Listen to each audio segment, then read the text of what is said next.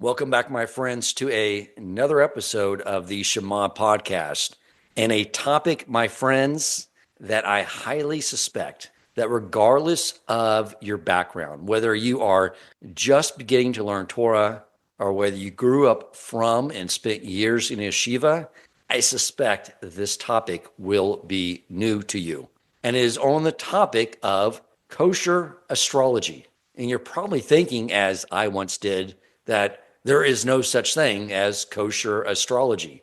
But the author of the book, Kosher Astrology, Yitzchok Pinkesz, has totally debunked that entire idea. And I will tell you, too, if you sort of look at my journey, I'm a very systems guy, which is why I'm sure when I finally broke free from atheism and was wanting to delve into Torah, that the first book Hashem orchestrated going into my lap to learn was The Way of God by Ramchal, because he explains the system. And he does explain that the heavenly bodies are portals, are beings that drive energies into this world.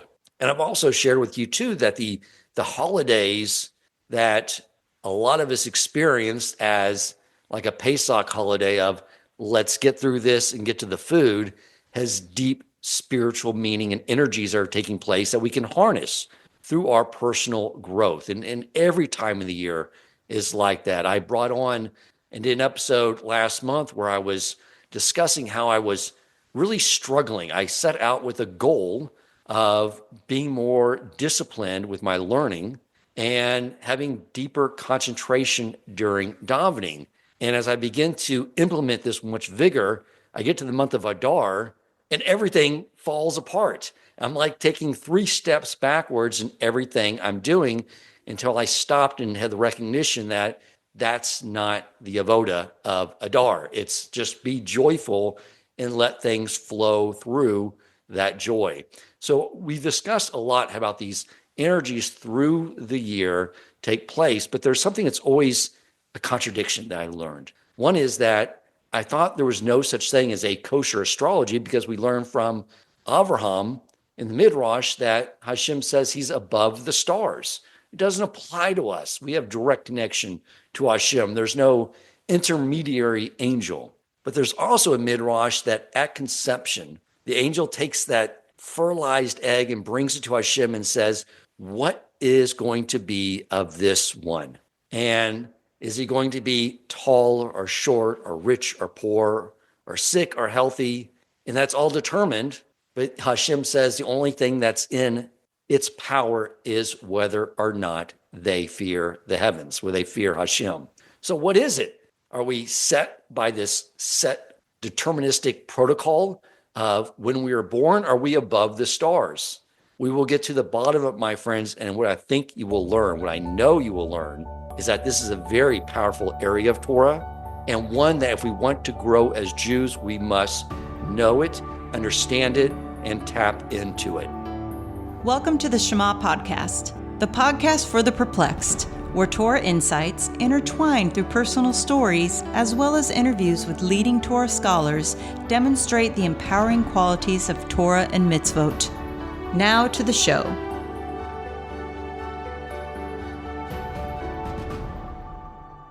Yitzchok Pinkesz, thank you so much for joining us. My pleasure, Dan, to be here. Really. Thank you. So I haven't finished reading the book. I mean, you devote about a third of it just to debunking this idea very methodically, which a lot of my listeners who grew up in yeshiva will need to see that totally sourced out, that the idea that there is a non-kosher astrology and there is a kosher astrology. And then I want to sort of get into the mechanics of astrology. And so I've been reading that too, planning to go back and fill in the gaps. But let's just back up a little bit. And if you could tell your story, what brought you to delve into this subject? So about 15, 16 years ago, so I'm a Gemini, and that's a curious energy, somebody who's curious, likes information, likes to understand things. and like almost an insatiable curiosity. So about 16 years ago, I was in a car with a couple of friends, and one of my friends had mentioned to me that he knew of a Torah observant astrologer, which sounded wild to me. And I didn't particularly believe in astrology. I didn't pay it any much attention. So on the lark, I said, hey, let's call this astrologer and ask her, some questions just to see, is there something to this? So we called her up, and so I gave her my information, and she started saying, oh, wow, you have a lot of the energy, the element of ear. And so she asked me, are you a rabbi, a professor, a Talmud Chacham, somebody who studies and writes? So I'm not a rabbi or professor, but I do love to study things. I do love to write and delve into so it kind of struck me as, okay, that's nice. And then she described my friend as a very strong element of earth, much more grounded, materialistic, down to earth. And he was a school principal. And so that kind of fit him too. So it wasn't an extensive thing, but just the basic, these two descriptions, had she switched them, they wouldn't have fit us at all. So I was kind of struck, okay, what is this air element? What is this that I sounded? So I became curious, and I started buying some books. Now, at the time, I didn't know that in my personal birth chart, I have Pluto, which intensifies everything, connected to Mercury, my communication and thinking.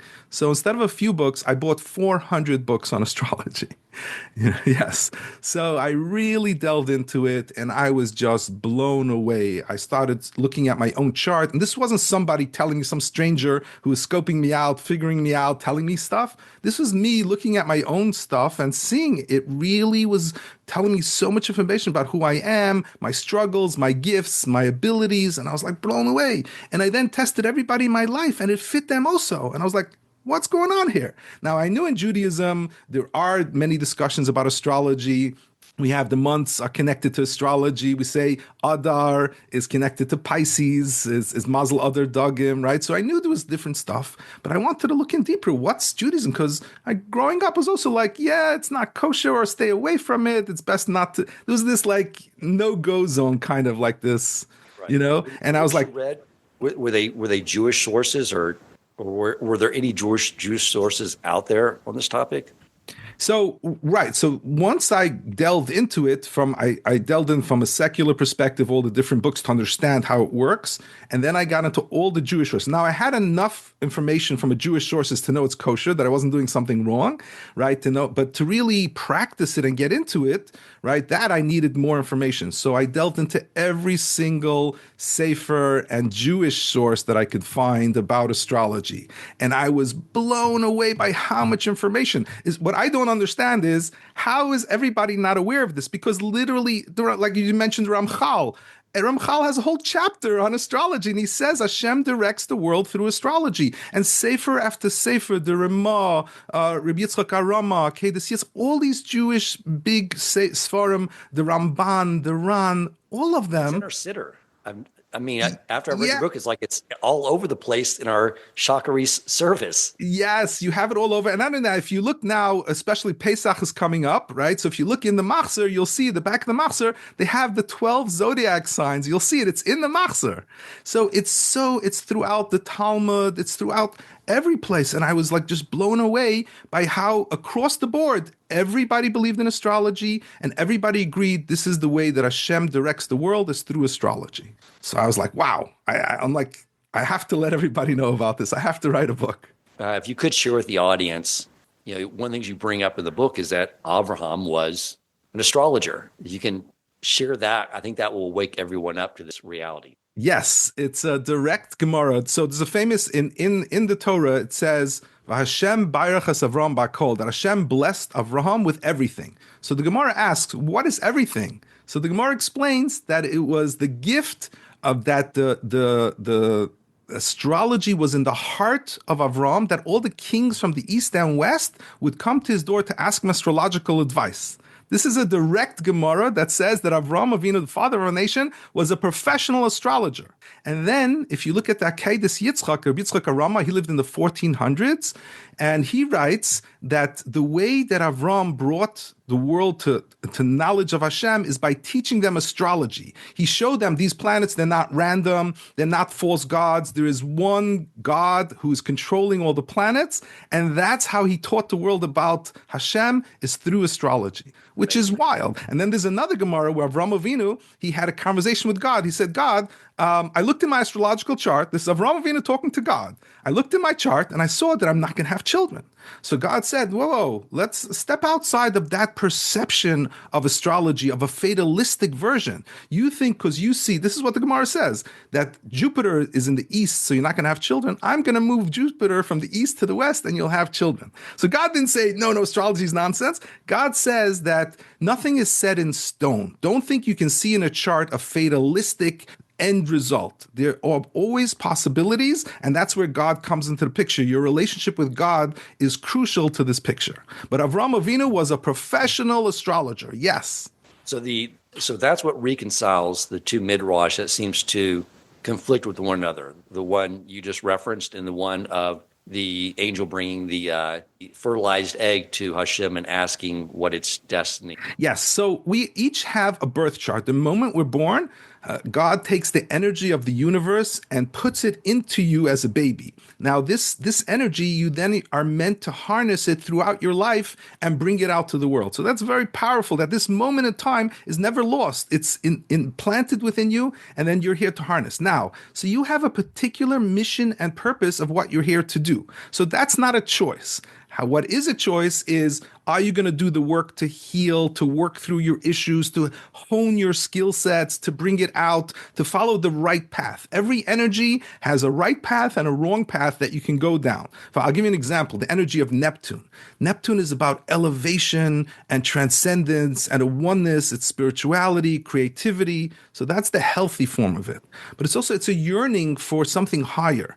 And sometimes people, unfortunately, if they don't have spirituality, if they don't have elevation or creativity in some way, they turn to alcohol and drugs, which also gives you that effect. Because if you're drunk, you're high, you're feeling also like no pain, no nothing. But that's a very difficult and struggle. You're going to go down a really wrong path if you go through that. So that's where you have free will within it. But everything has branches. Everything is meant to help you grow. But the thing is, you do have a unique purpose and gift. And when you're doing that, you're going to feel like $1 million. You're going to feel like you're really like shooting on all cylinders. Your life is going to really be flowing. And if it's not, it means you haven't yet achieved that. You haven't yet fulfilled your purpose and what you're here to do.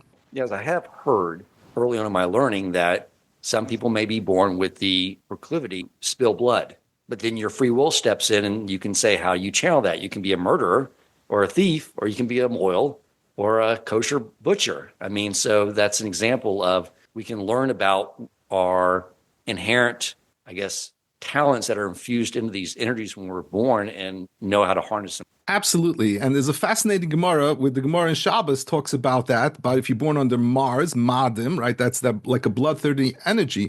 What's really interesting, Rabbah says, wait, I was born under Mars and I don't have this bloodthirsty energy.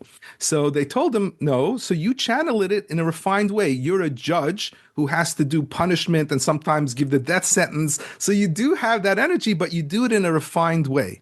Then there's actually another Gemara in Megillah, which talks about how Rabbah, we say Purim, that there's a mitzvah to Adula Yada. You're supposed to get drunk until you don't know the difference between Haman and Mordechai, right?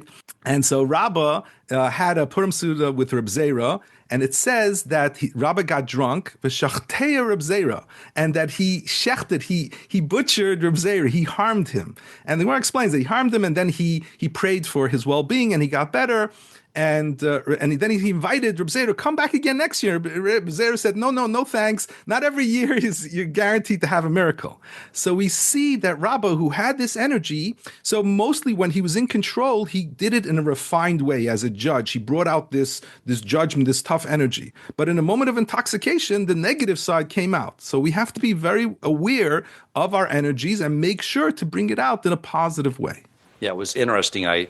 When I was looking at wives, as when you look at someone else, you can be more objective, the accuracy of it. And her, when I was looking at hers, the commentary I was getting on it was that she is someone that'd be very dominant around music. It was going to be an extremely dominant trait. And to know my wife's background, masters in music, she was an opera singer, before we became from Jews, and that wasn't the right outlet, but now she still has her outlet by helping the young women at the high school here where they have the recitals. But when I saw that, I was like, wow, like that's not something that can be accidental by any means. And you do see it in yourself as well. So explain first. So there's several things going on here. One is the moment you come into this world, you, based off the positioning of the planets, it is sort of setting these different strengths and challenges you're going to have. Let's first start, if you can just elaborate a little more on that, because we tend to think it's just like, okay, I was born on June 29th, so I'm a Cancer, that's all there is to it. But you open my eyes that there's a lot of other dynamics that can create countless combinations, which of course explains the countless personalities we have in this world. Absolutely. Right. So the majority of people believe, because again, they haven't looked into it that much, that astrology is basically you're a zodiac sign. You're a Gemini, you're a Leo, and that's pretty much the sum total of astrology. And that's not even the beginning. Astrology has multiple layers. Level 1 is a zodiac sign, but have a news flash for everybody. You don't have one zodiac sign, you have multiple zodiac signs. So for example, your sun represents your core self, your identity. So that can be in one sign. Your moon, because when you're born, a birth chart, it catches all the planets, the moon, Mercury, Venus, these are all part of you. And the moon represents your emotions. So your emotions might be in a different zodiac sign. So let's say if your sun is in Aries, so that's a charge ahead, warrior, fiery type of energy. Your moon might be in Cancer, so your emotions might be very sensitive and very different from that fiery Aries. Your Mercury might be in a different sign. Mercury is communication and thinking. So each part of you, now sometimes you might have the same sign of all of them, and then you're very strongly going to be that energy. But that's why a lot of times people don't feel like they're their sign, because their moon sign is a whole different sign and it represents a different energy. So even that is still the first layer of having multiple zodiac signs.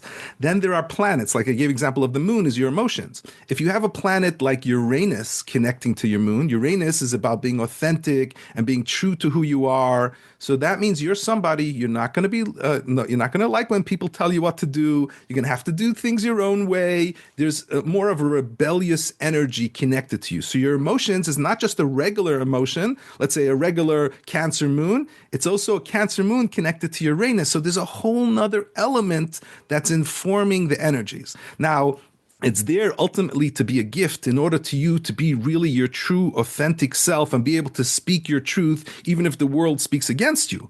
But growing up, it might have been hard in school when you have that energy and you're supposed to follow the rules and everything. That's a struggle. So something that's a struggle growing up initially is meant to be your greatest strength ultimately, and your unique personality, who you're meant to be. So understanding these energies can be so helpful, both as a child, if you're a parent, to understand your children, and also for yourself to understand your past, and also going forward, what your purpose is. There's so much information. That's the biggest thing. There's so much data about who you are, what your gifts are, and it's complex. Human beings are not simple people. We're not just one energy. We're multi-layered energy. So we really have to understand all of those layers. A lot of parents that being a parent's hard. There's not like a manual that comes out with it, but there is to some degree, because if you can know your child's birth chart, and you quote a sage, I forget the name of the sage. The Vilna Gaon, yes. Okay, there you go. And what did he say? So the Vilna Gaon, who lived in the 1700s, and he's world famous, very renowned, the last 250 years, one of the greatest Jewish leaders. And he says, so there's a pasuk in Mishlei, which says, Chanach lenar al pi darkai, raise your child according to his way. So the Vilna Gaon specifies, raise him according to his birth chart, because this is who he's meant to be. If you try to force him to be something he's not going to do well. You're going to do damage to him. So really recognize who he is and raise him in the right path within those energies. That's what the Vilna Gaon says, which is such a powerful statement. Not every child is going 12-hour-a-day yeshiva, possibly. I know that seems heretical living in a community now, but it's... No, I'm telling you, sometimes I see charts of children and my heart goes out to them. Like, this child was not designed to sit in a class for 8-10 hours. They have a fiery energy. They have Jupiter. God created them with these extra energies. Allow them an outlet for it. They're not designed to do it. The things that they're here to do in their life is going to require incredible energy. Allow them, don't torture them. Like, it just hurts me sometimes when I see that in the chart. I started teaching this year a macroeconomics class for the seniors at the yeshiva here, and they're all brilliant kids, students, but like one of them loves art, was like an incredible artist. And I could tell the topic of macroeconomics was absolutely painful. It still is like, but I mean, it's just, he has his own path and his own things and talents he will flourish. And I told him, I was like, I look at your artwork. So don't tell me you're dumb, because you're not dumb, because I could not do what you do at all. You just have a different talent that is needed in the world. There's enough business people in the Jewish community and people that understand economics. We need more artists like you, but that's an example of someone that 100%. Our creative aspects is crucial, because anything that we're meant to do, the things in this world, we have to also tap into our creative abilities. And it's something that's not valued. And, creative abilities is literally coming from Hashem. God is the one who inspires us. God is the one who sends us ideas. So by shutting off that avenue, you're closing off an avenue to God and what you're meant to do. So people who have artistic talents absolutely should hone it. You have no idea in what multiple different ways they can bring it out to the world, and it can really inspire people. You can really have a huge impact in this world. So it's really important. I always talk about that. It's really important. All aspects of ourselves, from our instinctual side, our emotional side, our logical and linear side, and also our intuitive and creative side, all of it has to be brought out. All of it has to be elevated in order for us to be running on all cylinders and really fulfill our purpose. You can't shut down a part of yourself or minimize a part of yourself. And I see that a lot with people. And our work here to do is to heal that. Sometimes it's trauma. Sometimes it's struggle. Sometimes in the chart itself, we have two parts of ourselves conflicting, so we suppress one side. And our goal, our work, is to really heal and make sure we're doing all sides of ourselves. The other thing I find that can be really beneficial reminds me of the bracha that Yaakov gave to the first two sons. He was giving out brachas that sound like they don't sound like brachas at all, And but the commentary says like they're amazing brachas because he showed him exactly what your challenge is and therefore what your mission is to fix in doing this. And so by understanding where our challenges are, it sort of allows us to focus on that. I've always heard too, wherever we have the most challenges in life, that's where our greatest potential for greatness resides. Absolutely. And people don't realize how directly connected it is. Like literally, I can go through a birth chart and show you that the area of challenge, that's literally, it can be painful. It can be difficult. It's a process, especially when we're younger. We don't know how to handle these energies. So it's a learning curve. But through that process, literally, it's giving you the gifts, the abilities, the superpowers of what you're going to need later to bring out to the world. I compare it to an Olympic athlete. Olympic athlete has to train for 10 hours a day. It has to be super careful what it eats. It does not, he or she does not have an easy time getting to where it needs to go. But after doing the training and doing the work, Olympic athlete can do things that very few people in the entire world can do. It's the same thing for all of us. All of our struggles and difficulty is part of your gift directly. Those things are directly part of your gift that you're here to hone and master and heal. And then you're going to bring it out in the world in phenomenal ways. One of the things we discuss a lot in this podcast is that we all have this spiritual version of ourselves, stuck in this physical body, and our task is to bring out that version of ourselves. The rest of the world is benefited when we accomplish that. And we've talked a lot about the way to get there is through reading Torah, doing mitzvos, all those things elevate us, help us cleave to our creator so we can do so. But this is just an entire other avenue, a complementary avenue that really allows us to excel in this area. And even to the type of Torah, I would assume that maybe we should be focusing on more. I always look at Torah learning as like this massive cholent, and it's like we need a bit of everything, halakha, Gemara, Parsha. But I've always been very drawn to more big abstract like ideas like Ramchal, Hasidus, Kabbalah, Rabbi Nachman.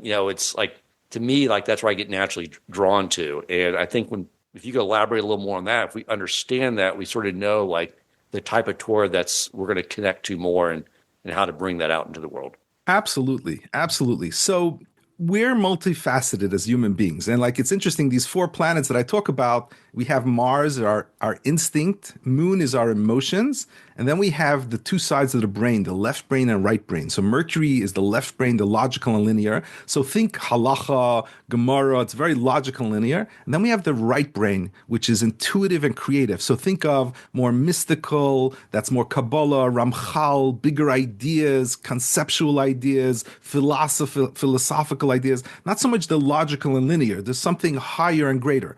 Now, they're meant to all work together. So our instinctual side, it's kind of what you're talking about before, we're here to guide that. So the instinctual side is a survival mechanism. It's literally like an animal is designed to survive. Now, the question is that going to be driving the car? Or we have our neshama, our spirituality informs our instincts, and that we're in control of it rather than it being in control of us. So that's our Mars. That's the first level. Then our Moon, our emotions, our desires, our feelings, our wants. Also, the same thing. What's driving it? Is it something, a baby also has feelings. It just knows, feed me, hold me, take care of me. It's all my needs. Now, it's really important. Our needs should be fulfilled. But what's driving it? So if we have spirituality driving it, so we can fulfill our needs and come from an elevated place, not from we're here to train our animalistic physical self into a higher self. And then we have the brain is Mercury. So the logical linear, that teaches us, okay, what can I do? What's going to help me? Like Shabbos, I want to keep Shabbos, which is deeply spiritual and deeply right brain, intuitive and creative side. But in order to create that formula, I also need my left brain. I need to know the halachas of Shabbos in order how to build this container. How do I build this space where I can connect with God and elevate myself and be in oneness? I need the practical. So we need this combination of all of them. So when people stress too much one side, just halacha and not machshava and elevation of philosophy, that's a big mistake too. Don't get lost in it. It's important. We need all of those. And then look, there's going to be we may be favored one certain sides based on our chart, based on how God created us. We may favor and enjoy certain parts more. So there's nothing wrong with having more of an emphasis in that area. And nobody can tell you that it's supposed to be in one area versus the other area. God is the one who designed you, and he's the one who's telling you when you're following what you feel naturally. If you say you feel much more connected to Ramchal, go with it. That's God telling you that's who your neshama is, what you're here to do. But we also have to have all of the other stuff also. But our emphasis is on our particular nature, who Hashem created us to be. It's just giving us the resource. Gave each of us when we came into this world and how to harness the right. Now, of course, we have our birth chart, but it also overlays with what's happening during the year. So you mentioned Abraham being an astrologer. I put together last month my audience and sent it to the WhatsApp community because I didn't want to run into a month again and be unprepared. And I was recognizing when I work out every day, I have a routine. I know which muscle group I'm going to work on. So I put together a monthly spiritual workout routine. Like, here's what the avoda is, here's what to focus on based off the energies of the month. And the source of that was Sefer Yetzirah, which was the Torah that Avraham was learning from the yeshiva of Shimon Ever. So that all sort of syncs up and makes sense. But I assume that each of us, based off our birth chart, are creating different dynamics during each month of the year as we perceive those. How does that sort of complement or play off each other? Right. So the way God created, one of the ways, there's vast ways of how God created the world. One of the ways is just a lot of energies happening all the time. And that's, the energy of the day, the hour, the week, the month, the season, the year. There's micro level energies, macro level energies. So there's always stuff that's affecting us astrologically and then in general. And so we're meant to go through all these energies and experience all these different types of situations and feelings. And like now we start Nisan. Nisan is Aries, so there's more an energetic energy. And of course, everybody's cleaning for Pesach and everybody's running and doing. And that's the energy of Aries. That's a fiery, let's go type of, energy that's connected. So we do have that with every month. Then we also have what's called transits, which means the planets in the sky right now are connecting with your birth chart. So you can be going through particular energies that are very powerful. Sometimes it's once in 20-year energies. Sometimes it's once in a lifetime. And that's a time for you really to grow focused on that energy. So for example, if you have the energy of Uranus, the planet Uranus, which is once in 22 years, that hits like a core planet of your sun, that's a time when you're meant to speak your truth. So let's say normally you have different ideas, but you're worried, what's my rabbi going to say? What are the spouses going to say? Political correctness. You don't want to, am I going to get fired from my job? Uranus comes into our lives during that, so like 9 months to a year and a half. And during that time, it gives us a courage. It becomes so important for us to be authentic and true to who Hashem created us to be that we're not afraid to speak our truth anymore. So we do speak up, and we might get some pushback and people around us like, what happened to you? I don't recognize you, because it's a time of individuation. It's a time to speak your truth. And in the Torah, we have that. In Parshas Lech Lecha, Hashem said, Lech Lecha ma'aretzcha moladecha. He told Avram, leave your land, leave your homeland, your parents' home, and I will turn you into a great nation. It's an individuation process. So he left everything he knew. The whole world believed in idol worship. And he said, no, that's nonsense. There's only one true God. And he spoke his truth. That's your Uranian energy. So everybody has that at different points in their life where they're meant to bring out their truth of who they are. And that's just one energy. There can be Pluto, which is about transformation, or Neptune, a time of elevation in your life, or Jupiter, which is enthusiasm. There's all these different energies that hits you at different times in your life. That's part of your growth process. And all of it is laid out and planned by God for you. So it's just wild once we grasp and understand what's happening there.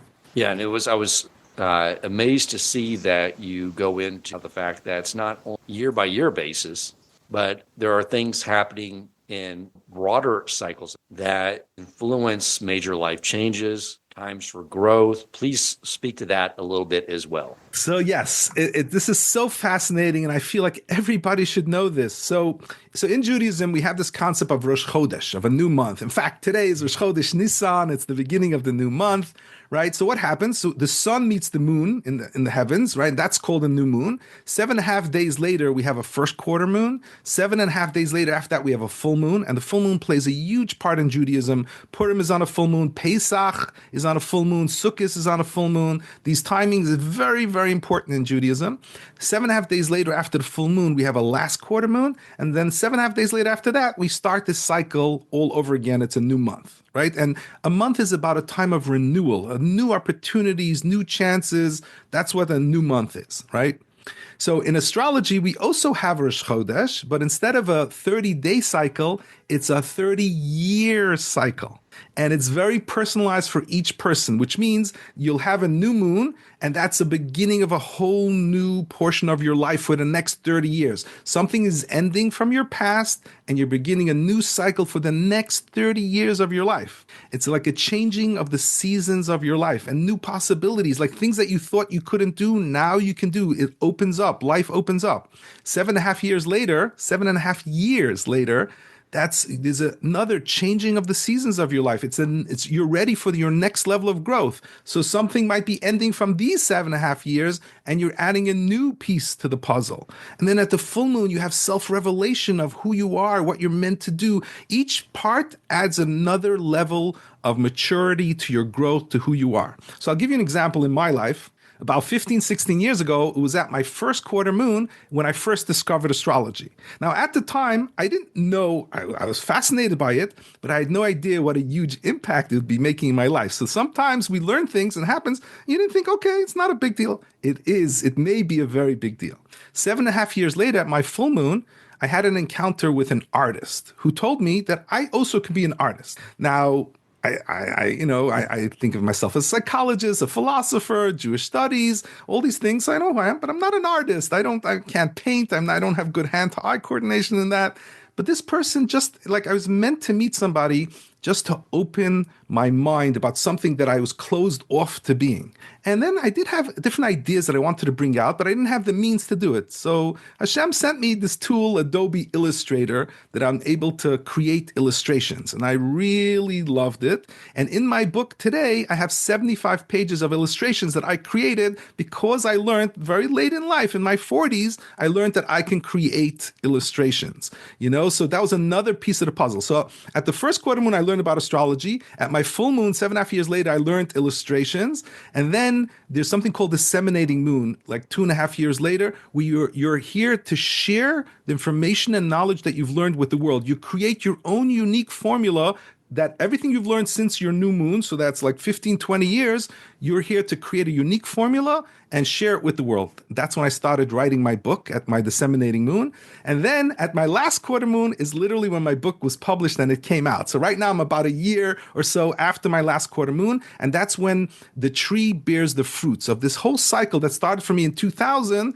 Now it's the tree is bearing fruit. So everything I learned, I was able then to put together and bring the world the book Kosher Astrology. So that's part. And every person has this unique timing and system, big picture purpose of what you're here to do and grow. And it's fascinating and mind-blowing to actually see it in your life because you recognize it. I go through people with their dates and they go, oh my God, that's when I did this. And this major event happened. Like literally you can see that it's all planned out. It's all part of Hashem's incredible plan. That's the other thing that blows my mind every time. You see your life is deeply connected. Hashem has a plan for you and it's deeply connected of when there's a timing of exactly when everything develops. So really amazing. Will compliment on your ability to develop and harness artistic abilities because my daughter, when she saw that I ordered the book, she immediately texted me and said, I want to read that when you're done. But when it arrived, I grabbed it out of the package and was just going to bring it over here to my office. And she said, hold on a second, stop. You're not appreciating this. Because she's very critical of a lot of Jewish book covers. She's like, well, I don't know what they were thinking with that. But with yours, she's like, no, this is beautiful. It's beautiful. Yeah. I mean, she told me, she's like, no, just touch the top of it, Dad. She's like very tactile. And she's like, it's beautiful. And then she opened the pages up. It's like, look at the beauty of the artwork. Like you just appreciate the aesthetics, Dad, before you run off and start reading it. Cause you really did an amazing job. It's definitely a book that you can, when you're done learning it, leave out on your coffee table for a guest to. Absolutely. Thank you so much. Yes, that was one of my big intentions that I wanted to create something with. Number one is the content, incredible content. So there's 500 pages that really goes through the whole first section about what makes astrology kosher, what makes it not kosher, what are the different parts and pieces. The second part really gets into astrology. What is astrology? How can it help you? What's the depth of it? And I give all kinds of examples. I bring examples of presidents. I give examples in times of history and all different kinds of things. And the last part, I show how deeply intertwined it is within the Torah. So the number one thing I wanted was content. So the content should be depth, like new things. I love when I read a book, you're like, wow, I didn't know this. I wanted to bring that kind of energy. Then the next thing that was really important to me is like, why shouldn't it also be a beautiful book? Like why not have content and beauty? I feel like Apple Computer did that really well. That's what made them, it was a functional thing, but they wanted to make it nice and that people should enjoy looking at it if you're going to do it. So my publisher's Mosaica Press. They did a phenomenal job on the cover, just beautiful the way they laid things out. And then I put together 75 pages of illustrations. So it's a full color book. Every chapter has an illustration at the end of the chapter that really summarizes the whole chapter. And it's also meant because some of these ideas are complex. And I think a lot of people are visual learners. So it's much more helpful to see it visually. And I wanted it to be colorful with that. So I'm very grateful to Hashem that it really turned out beautiful, that people love not just the content, the beauty. People talk a lot about that, how much they enjoy that it is a coffee table book also. The other thing this is so beneficial for is relationships. Like my daughter was born, I was born June 29th. My daughter was born June 13th. And my wife was July 11th. And one thing that was very clear that we sort of know about all of us is that we're very introverted. Like the socialization, we when we go do stuff, like, okay, now I'm exhausted. I want to go back and be by myself. And we know we have to give each other some space too in our lives. And so as the little I've learned, I can see the depth of understanding how I can improve my relationship as a husband, as a father, by understanding them and understanding myself and how to develop those relationships to a much greater level. What can you? Yes. So that is huge. It's a huge part of astrology. There are three types of charts that I talk about in astrology. First is your birth chart. So that's your own chart with your personality, your purpose, what you're here to do, your tafkid, your struggles, your gifts. So that's the core one. Then there's what I call the transit charts, the different times in your life when different energies are affecting you. The third one is called what I call the couples chart. And that's when you can take two charts and overlay them one over another, and you can see how one person is affected by the other person. And it's so powerful. All the really important people in your life are gonna have some very strong connections. And you can see what areas where there's flowing energy, why you feel a certain way around them. You can also see where the challenging energies are. And by understanding what those challenging energies, what's clashing there, you can really help you to have shalom bayis, to have peace at home, to work through things, to understand somebody else. You can also have compassion. Why are people so different than I am? Why is my child or my spouse? Because they have certain energies that drive them that you don't have. And if you have compassion about that, you'll understand it better and understand it's not personal. So there's so much information. I do this like anybody who has a big impact in my life, I look at that. So, for example, my book has haskama and approbation from Rab David Cohen, like the big posik, and he's in his 90s, right? So he's decades older than me. So in your chart, you also have something called a north node, which shows your purpose in this world. And in his charts, I took his, after he gave me the approbation, I looked at his chart and my chart. His Saturn, which represents authority, is directly connected to my north node, to my purpose in this world. So I didn't have any other interaction with him. And here's somebody in his 90s, born decades later, and God planned it out that his authority should connect with my purpose in this world. I mean, how perfect is that? Yeah. Let me ask you another question too. We had an exchange over email. I've had time to think about the question, but when you're doing this, you're sort of looking at your birth date in the Gregorian calendar, which I guess it really doesn't matter because we also have our Jewish birth dates calendar, but I guess it really doesn't matter because it's still just measuring a pinpoint in time in the planetary and celestial body positioning. So that doesn't matter. But I asked you, I was like, does it make a difference since my wife and daughter are converts? But I guess while their spiritual DNA changed, they're still in the physical body that they received back when they came into this world. But is there any influence there when someone goes through conversion, because there is a big spiritual change taking place with them? Absolutely. Absolutely. And it's wild. So I would say there's a birth chart, and that's always going to be important. That's part of who you are, who God created you the moment you were born. So that's going to be a huge part of your energy. There's also a chart of a time of conversion. Whenever you make a big change in your life, that's going to inform you, give you more information about it. But in particular, I've actually studied this quite a bit. And it's fascinating to see that usually when people convert and make that kind of big changes in their life, they usually have a Pluto transit, either once in a lifetime or once in 60 years. And Pluto is about death and rebirth. It's transformation. It's going from caterpillar into butterfly. And when you're converting, it's the death of the old life and the rebirth of a new life, like the phoenix rising from the ashes. So it's a very Plutonian experience. So that also shows that it's all part of God's alignment that they're going through at that time. Or they can have a Neptune energy. And Neptune is all about elevation and connectedness and oneness. That's when you're really inspired. It can be an incredible spiritual experience. So either Pluto or Neptune is usually is the energy that's happening at the time of a person's conversion. It's so powerful and amazing to see. It's all part of God's plan. Wow. So yes, because their conversions were not at the same time.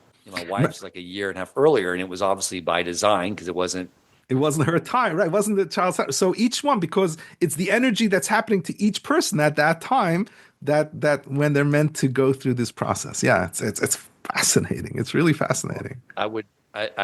I'm looking forward to learning more about this. I'm curious to know what the last 4.5, 5 years look like from this type of system of measurement, because I've gone from moving into a frum community, getting laid off, starting a business, like just nonstop change, doing this podcast. And it's just like, it's been very chaotic, but I suspect that if I were to look at things back then, I would have at least known, like, You're about to go through some big change.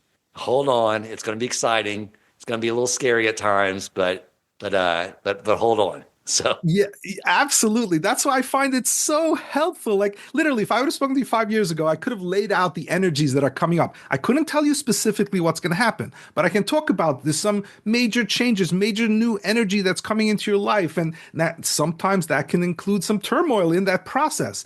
But it's meaningful and purposeful. It's leading you someplace. When you look at the bird's eye view of, in 10 years from now, when you look back at the bird's eye view that everything that took place for you, you're going to see a very clear purpose why you had to go through each of these things. Every piece was adding a layer into who you're meant to be, into your personal growth.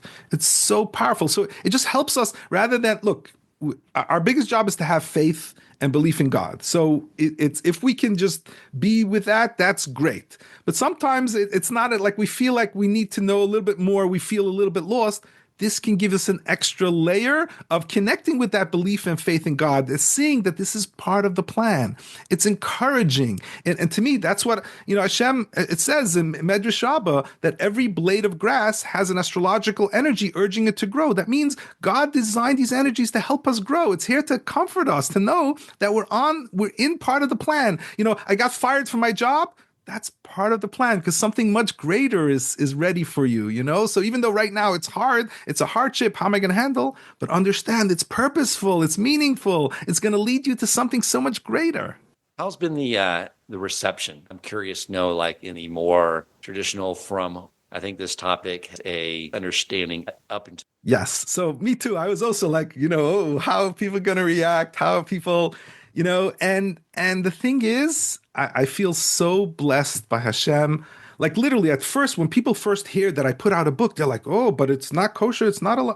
And then when they read the book, they're completely on the other side. They're like, oh, wow, now I really understand it. Because it's not me saying it. I'm bringing all the direct sources. In the appendix, I have 70 direct sources from our greatest leaders. And I bring down very clearly all the Gemaras, the Medrash, very clear. It's very clear. To me, it's not, it's like not even a question. If you anybody who delves into it a little bit will see very quickly, very clearly, there's kosher version and not kosher version. And the kosher version is highly praised and it's highly, so yes, even in the most yeshivish communities, the most Haredi communities, I haven't gotten any pushback at all. Because I'll say, who you are, you're not arguing with me, you're arguing with the Ran, you're arguing with the Ramah, you're arguing with the Akedah Yitzchok. I'm not saying it, they're the ones who are saying it. So right. How are you going to argue with that? The Gemara in Shabbos says it's a mitzvah lachshav t'kifs mazalos.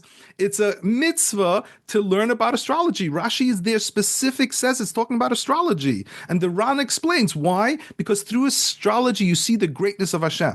So like literally they're saying it's a mitzvah. Who's going to argue? Who's going to argue with the Ran? Who's going to argue with Rashi, Amazing. I'm so appreciative you sort of pioneered, not really, basically exploring and helping us reveal the fact that this is our heritage as a Jewish people. Part of our Torah sort of got lost, but you're bringing it back and it can be very beneficial to people. And so I will include a link in the show notes so they can purchase this book. Now, I have not completed the reading. Will it equip me by the time I've completed studying to not only to be able to learn how to do, or are there other steps after reading the book to allow us to know how to actually read our birth chart, to read how different things will happen in our life? Is that a further level of study post reading the book? So yeah, so like any great wisdom, you don't get a PhD from reading a book, like it requires learning, it requires studying. I spent 15 years. It doesn't take 15 years, but it does take so I think my book is a great starting point to understand the mechanics. It'll teach you what each planet stands for, what each zodiac stands for, what it can show you. So I think it's a great starting point. Then you have to draw up a chart and you have to learn more about the pieces of how it works all together. It's a learning curve. It's like anything else, it's something I'm hoping to create courses to teach astrology because I've gotten a lot of requests. People want to learn it. And I want everybody to be able to be their own astrologer. It's something that everybody can learn how to do, but it's like anything else. It's like learning a language. If I read a book and I learn a language, you have to practice, you have to study. It takes, some work on it, but definitely the book is a huge beginning, a huge starting point for it. And I wanted to mention, so my book is available on Amazon USA. So I know you have an international audience. So the thing is, it's not available in your local Amazon, but if you go to Amazon USA, they have many specials. They have free shipping to Israel. They do free shipping to a few countries, or at a very reduced price of maybe $6 to $10, depending on which country you're in. So I would say go to Amazon USA, and search for Kosher Astrology, Yitzchok Pinkesz, in order to find the book. I also have a website, kosherastro.com, and I also do chart readings, and I have a few other things there as well. Okay, so I'll put the link to that to order the book and your website, and if they want to reach out to you, that will provide a means to do so. Yeah, I'm looking forward to, after I'm done really studying this book, taking it to the next level. And I know where to go to when I want to take this, because it's something that I don't want to be theoretical. I want to be able to use practical knowledge to help me, help my family, and everyone else in their journey of their mission in this world, to bring out that perfect spiritual version of them for the rest of humanity. So thank you so much. Great topic, great book. Thank you so much, Dan. I really appreciate it. It was an honor to be on your podcast. Thank you. Thank you for listening, and if you enjoyed the episode and found it meaningful, please take a moment to rate, review, and share the podcast. To share feedback, suggest future topics, or ask questions for the host or his guests, you can email him at shemapodcastshow@gmail.com. That is shemapodcastshow@gmail.com, or click the show notes to join the growing WhatsApp community.